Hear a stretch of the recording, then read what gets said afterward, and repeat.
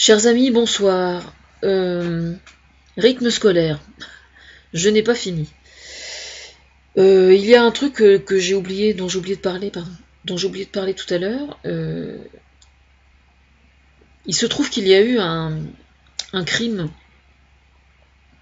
Une enseignante qui s'est fait trucider par une maman il y a quelque temps. Je ne sais pas si vous vous en souvenez.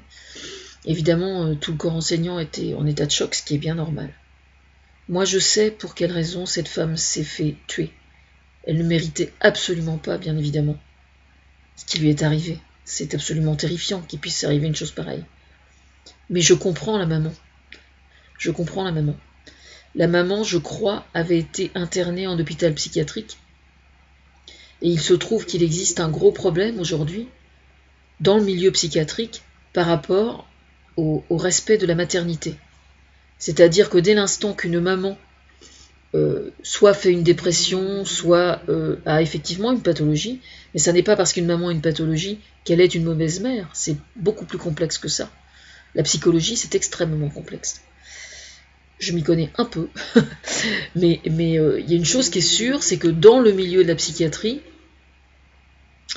la maternité est très largement sous-estimée dans sa façon de pouvoir sauver justement la patiente qui va pas bien. Alors c'est la raison pour laquelle justement j'ai ce projet de maison transgénérationnelle. C'est-à-dire que la seule et unique raison pour laquelle une maman devrait être internée, à mon avis, c'est quand elle risque de faire du mal à son enfant, bien évidemment, ou qu'elle risque de faire du mal au compagnon ou au mari, ou qu'elle risque de tuer quelqu'un, ou elle risque de se faire du mal à elle-même, quand elle souhaite mourir par exemple. Dans cette hypothèse, effectivement, il n'y a que l'hôpital psychiatrique qui doit être envisagé, je suis parfaitement d'accord. Mais il y a énormément de cas où des mamans avec des enfants se retrouvent internées en hôpital psychiatrique alors qu'elles ne devraient certainement pas l'être. Et le problème, c'est que une fois qu'elles ont été internées, le simple fait qu'elles aient été internées les stigmatise complètement. Je sais de quoi je parle, et représente tout simplement un marquage au fer rouge qu'elles vont traîner pendant leur vie entière. Voilà.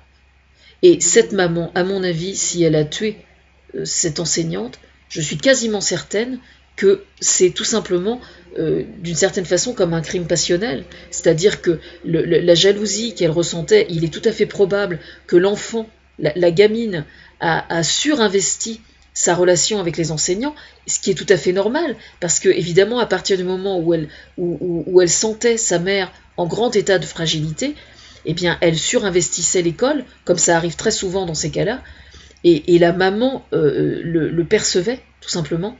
Et voilà, à partir du moment où malheureusement elle n'était pas soutenue, où il n'y avait pas une équipe éducative autour d'elle, autour de la maman, je dis bien, pour la soutenir, elle n'a pas supporté, quoi. Voilà. Et à mon avis, c'est ce qui explique le crime. C'est comme un crime passionnel, en fait. En matière de justice, on s'imagine que le crime passionnel, juridiquement, ça n'existe que dans le couple. Alors qu'en fait, absolument pas. Un crime passionnel, ça peut très bien être un père par rapport à sa fille, ça peut très bien être une mère par rapport à son fils, ça peut être intergénérationnel. Et pas nécessairement sur le même niveau dans le couple, par exemple. Ce serait vraiment... c'est une erreur de penser ça, à mon avis, hein. Enfin voilà. En ce qui concerne le fait parce que je pense que ce que j'ai dit tout à l'heure va en inquiéter quelques-unes ou quelques-uns, ce qui est peut-être justifié d'ailleurs. Enfin, la question mérite d'être posée en tout cas. Donc je vais vous expliquer moi. Il se trouve que j'ai eu donc 3 filles et j'étais pas une mère parfaite. C'est peut-être parce que j'étais conscient de ne pas être parfaite que je m'en suis pas trop mal tirée, je pense. Et leur père était quelqu'un de bien aussi, et ça a toujours été un bon père. Et je pense que mes filles, effectivement, étaient relativement équilibrées, et elles étaient super contentes que je fasse des activités et tout, mais elles ont jamais, moi je sais que mes filles n'ont jamais surinvesti effectivement l'école, parce que je trouve que je pense qu'elles avaient ce qu'il fallait à la maison. Bon, mais ça peut très bien arriver à des parents d'avoir des problèmes pour l'éducation de leurs enfants. Bon. Il n'y a pas de problème qui n'ait pas de solution. Hein. Alors tiens, justement, sur le sujet, j'ai trouvé, il y a une, c'est normal parce que je suis l'inspiratrice de France Télévisions, donc je suis très contente d'avoir vu que ça avait porté ses fruits à ce point-là. Il y a eu une émission envoyée spéciale la semaine dernière sur une association qui s'appelle les Pâtes au beurre. Alors les Pâtes au beurre, c'est une association qui a pour rôle d'aider les parents qui sont en état de détresse par rapport à l'éducation de leur enfant. Donc ça, c'est hyper important. Donc l'association s'appelle les Pâtes au beurre. Donc là, c'est sur le plan expérimental, uniquement dans une ville ou deux, je crois. Et moi, il faut que... moi, j'ai trouvé... Mais alors, j'étais hyper emballée. Hein. Parce que le problème, c'est que quelqu'un qui a des soucis pour élever son enfant, il se sent tellement coupable qu'il n'ose même pas de demander l'aide. Or, en fait, ce qui fait un bon parent, c'est précisément de s'autoriser à ne pas être parfait, premièrement, et d'avoir l'honnêteté de le reconnaître et de demander de l'aide. Voilà. Alors, je suis notamment l'inspiratrice de la série Parents mode d'emploi. Voilà. Comme ça, au moins, c'est fait. Voilà, Parents mode d'emploi, je suis l'inspiratrice et voilà. Et j'en avais discuté avec un des psychiatres, justement, à l'HP de Saint-Étienne-du-Rouvray, et je lui expliquais que justement il y avait ça qui était sur le gaz, qu'on voulait faire quelque chose pour aider les parents, pour dédramatiser quoi en fait. Donc voilà. Alors regardez Parents mode d'emploi, déjà, mais de toute façon si la série Parents mode d'emploi a autant de succès, ça n'est pas un hasard, c'est parce que ça correspond à une demande justement. Voilà. C'est difficile d'élever des enfants. Hein. Moi il se trouve que j'ai eu 3 filles et que je trouve que enfin c'est des perles évidemment. C'est terrible, hein. Une mère qui dit du bien de ses fils, c'est normal, hein, mais je suis parfaitement subjective, on est bien d'accord. Mais peut-être que si j'avais eu un fils ou 2 fils, peut-être que ça serait passé de façon infiniment plus difficile. Hein. C'est tout à fait possible. En tant que parent, vous avez le droit de vous poser des questions, vous avez le droit d'être imparfait. Et quant à cette histoire de rivalité avec les instituteurs,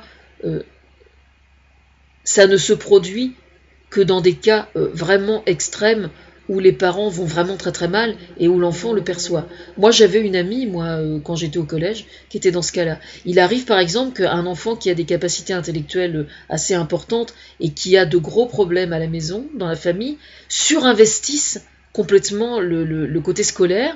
Alors une fois qu'il a goûté, il va tout de suite se foutre dans ses bouquins et pour se faire une espèce de carapace, et il va complètement surinvestir l'aspect scolaire pour se protéger en fait. Et c'est un peu comme une valeur refuge.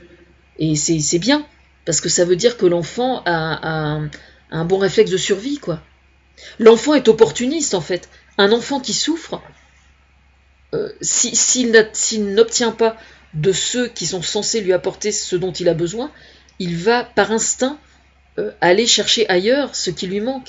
Et c'est très bien comme ça, parce que c'est là que vous réalisez que tel prof a été super, que vous avez un voisin qui un jour vous a dit « Ah bah oui, tiens, ce que tu fais, c'est pas mal, c'est tout bête, mais c'est comme ça que se réparent les blessures de l'estime de soi. » Donc c'est pour ça que c'est extrêmement important. Il faut jamais reprocher à un enfant d'avoir beaucoup d'admiration pour son institutrice, pour son instituteur. S'il a de l'admiration pour le maître ou pour la maîtresse, ça veut dire tout simplement que l'instit fait bien son travail. C'est tout.